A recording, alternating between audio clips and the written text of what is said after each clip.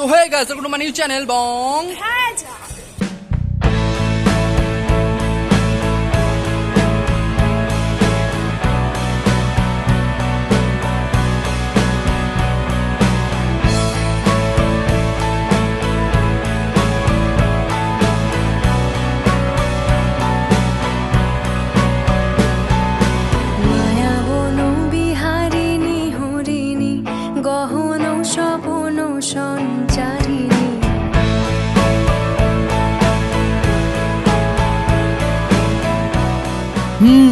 তবে চলো শুরু থেকে শুরু করা যাক। স্টেশনে পৌঁছতে না পৌঁছতে টিকিট কেটে নিলাম ফার্স্ট আমরা। 2808 थोड़ी ही देर में प्लेटफॉर्म क्रमांक 3 पर आ रहे हैं।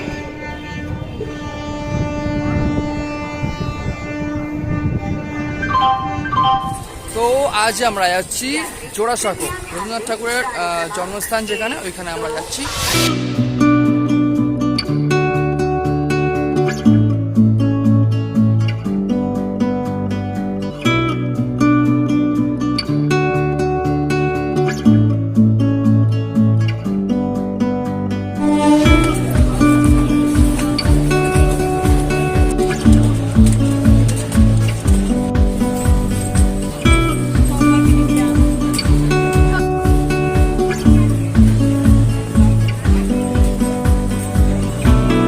দমদম প্ল্যাটফর্মে নেমে একেবারে চলে আসলাম সিঁড়িতে নেমে সাবওয়ের ভেতরে। এখন আমি টিকিট কাউন্টারের সামনে। ব্রিজ পার কত করে? আর এখানে কিন্তু ক্যামেরা অ্যালাউ নেই।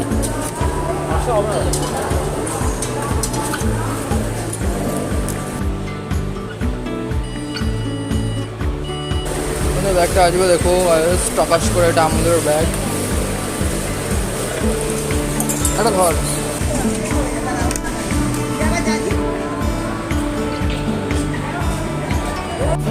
তো এখানে অনেক আওয়াজ হচ্ছে, শুনতে পারবে না হয়তো কিছু।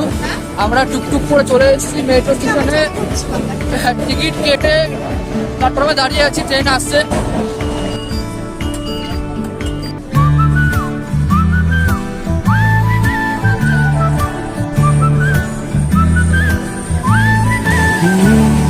এবার মেট্রো থেকে নেমে আমরা ওপরে উঠবো, ওপরে উঠে আমাদের মনে 10 মিনিট হাঁটতে হবে।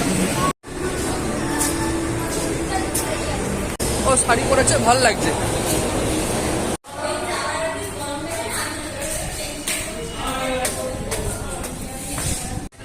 উপরে মারাত্মক গরম।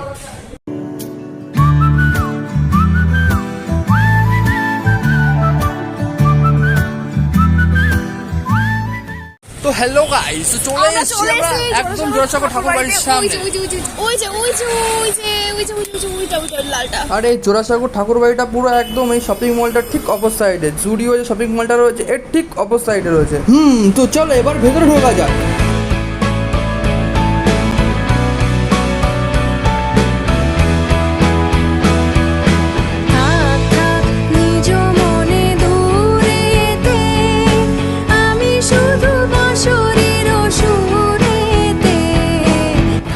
দেখা যাচ্ছে এখানে নানান রকমের দোকান বসছে, খেলনার দোকান, বইয়ের দোকান, কাঠের বাঁশি, অনেক রকমের দোকান বসেছে ছোট ছোট রবীন্দ্রনাথ ঠাকুরের স্ট্যাচু, ফ্রেমে বাঁধানো মূর্তি, এখানে অনেকে কেনাকাটাও করছে।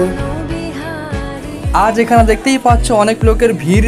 আর যেদিন আমি এখানে গিয়েছিলাম এদিন রবীন্দ্রনাথ ঠাকুরের জন্মদিন ছিল, এই কারণেই এত লোকের এখানে ভিড়। আর আজ এখানে একটা অনুষ্ঠানও আছে। তো মোটামুটি আমরা ভিড় ঠেলে এই গেটের ভিতরে জাস্ট ঢুকলাম। মেট্রো থেকে পায়ে হেঁটে এই বাড়ির দূরত্ব মাত্র 12 মিনিট, অথবা 15 থেকে 20 টাকা খরচা করে অটো ভাড়া করেও এই বাড়িতে আসা যায়।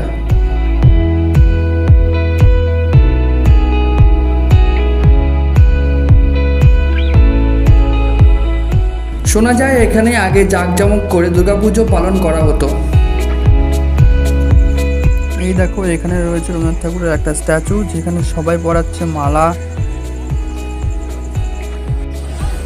আর এই স্ট্যাচুটা হলো দেবেন্দ্রনাথ ঠাকুরের স্ট্যাচু। দেখো এখানে খোদাই করে লেখা আছে পাথরের মধ্যে।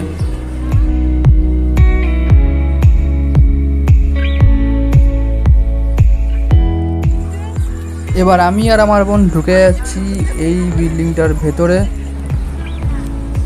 বছরের বিভিন্ন দিনে এখানে দূর দূরান্ত থেকে মানুষ ছুটে এলেও 25শে বৈশাখ ও 22শে শ্রাবণ এই দুটো দিন সম্পূর্ণ খোলা থাকে।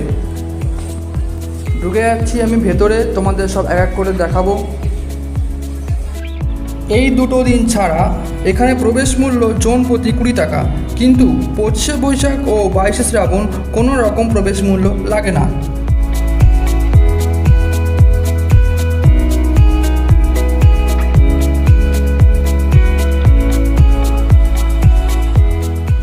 এই জায়গাটিতে প্রতি বছর এই দুটি দিনে কবিগুরু রবীন্দ্রনাথ ঠাকুরের স্মরণে নানান রকমের অনুষ্ঠান অনুষ্ঠিত হয়।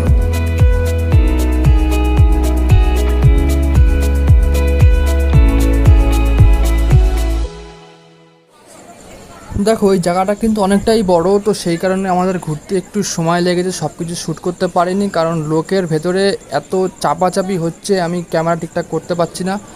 তাও যতটা পেরেছি করার চেষ্টা করেছি। আর এখন আমরা আস্তে আস্তে উপরের দিকে উঠছি সিঁড়ি দিয়ে। দেখা যাক উপরে কী কী দেখা যায়, সব দেখাবো।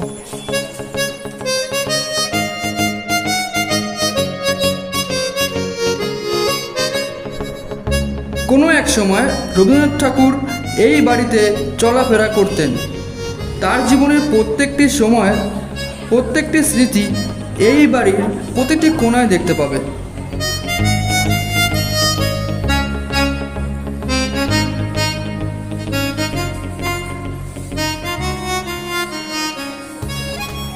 আমি শিওর না, তবুও মনে হচ্ছে এটা হয়তো ওনার শোবার ঘর ছিল।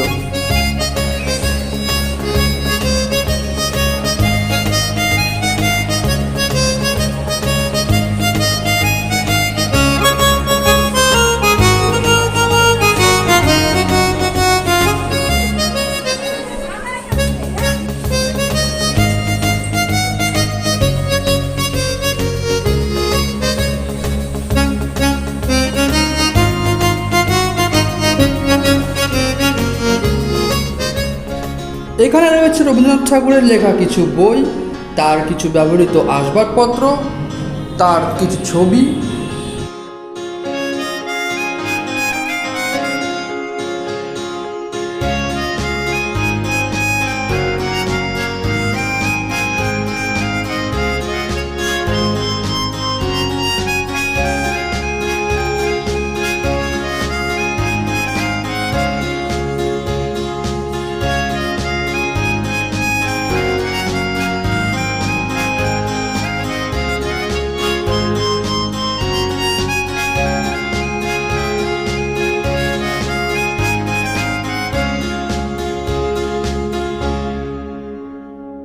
এই ঠাকুরবাড়ি সপ্তাহে খোলা থাকে মঙ্গলবার থেকে রবিবার পর্যন্ত, সকাল 10:30 থেকে বিকাল 4:30 পর্যন্ত।